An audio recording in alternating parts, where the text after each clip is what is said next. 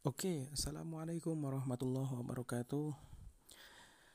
Kawan-kawanku sekalian, sahabat-sahabatku sekalian, bagaimana kabarnya hari ini? Semoga kita semua dalam keadaan sehat walafiat dan selalu bahagia. Per hari ini, tanggal 1 September tahun 2022, ada informasi dari BKN yaitu tentang aplikasi pendataan tenaga non-ASN.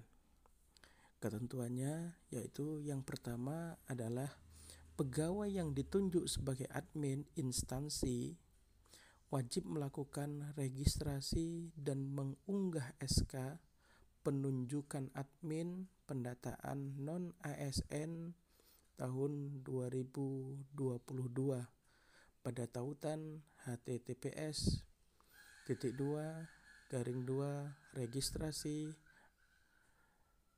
admin.bkn.go.id/non-ASN. Masing-masing tenaga non-ASN dapat melakukan pembuatan akun dan pendaftaran yang bertujuan, yaitu yang pertama untuk mengkonfirmasi keaktifan sebagai tenaga non-ASN. Jadi kawan-kawan, untuk mengetahui bahwa kita masih beraktivitas sebagai tenaga non-ASN, maka kita wajib melakukan pembuatan akun dan pendaftaran.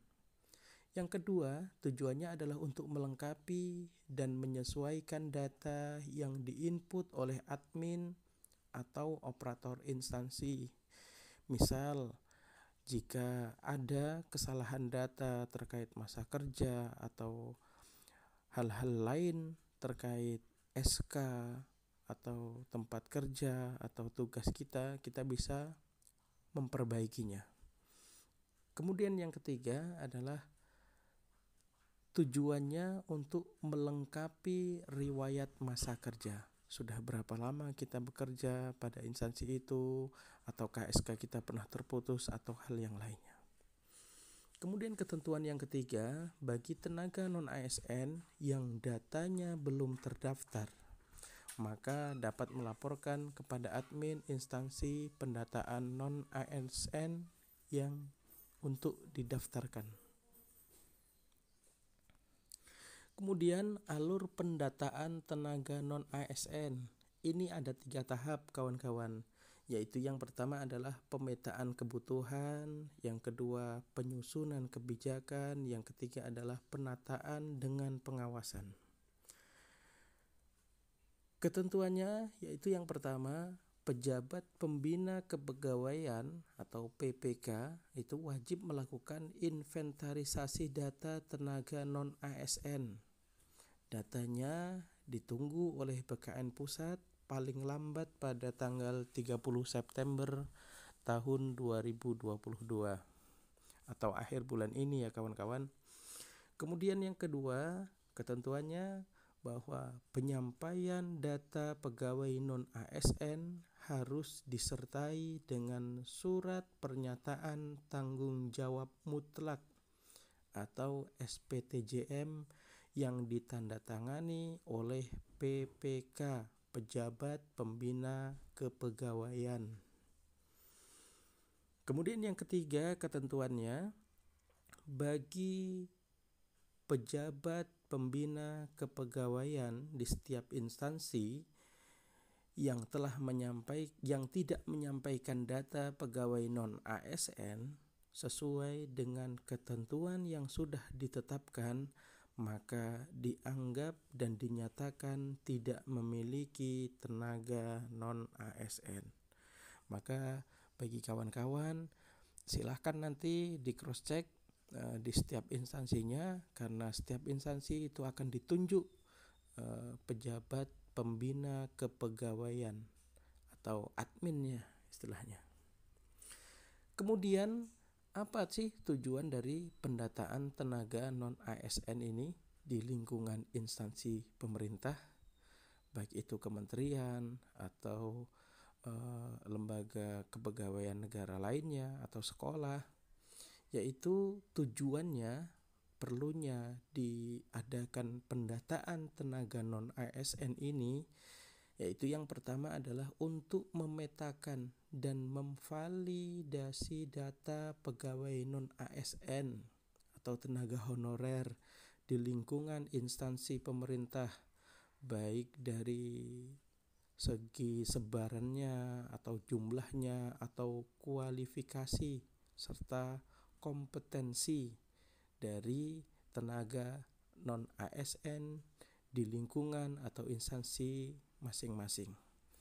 Kemudian yang kedua, tujuannya adalah untuk mengetahui apakah tenaga non-ASN ini yang telah diangkat oleh instansi pemerintah sudah sesuai dengan kebutuhan dan tujuan organisasi instansi pemerintah tersebut. Kemudian yang ketiga, data yang sudah diinventarisasi akan menjadi landasan dalam menyiapkan atau roadmap pemetaan tenaga non-ASN di lingkungan instansi pemerintah. Maka silakan nanti di cross check kawan-kawan sekalian data-data kawan-kawan yang masih honorer atau non-ASN, karena pendataan non-ASN ini bukan untuk mengangkat tenaga non-ASN menjadi ASN tanpa tes, ya. Jadi kemungkinan ke depan akan ada tes menjadi ASN. Insya Allah nonnya jadi hilang. Mungkin itu sedikit yang dapat kami bagi. Oh ya, yang terakhir, informasi yang lebih lengkap terkait persyaratan, alur atau tata cara pendaftaran dapat mengunduh buku atau petunjuk pendaftaran pendataan non-ASN, yaitu dengan mengakses tautan https://non-asn.bkn.go.id/FAQ. Silahkan nanti dibuka karena pendataan itu hari ini sudah dimulai. Semoga bermanfaat. Assalamualaikum warahmatullahi wabarakatuh.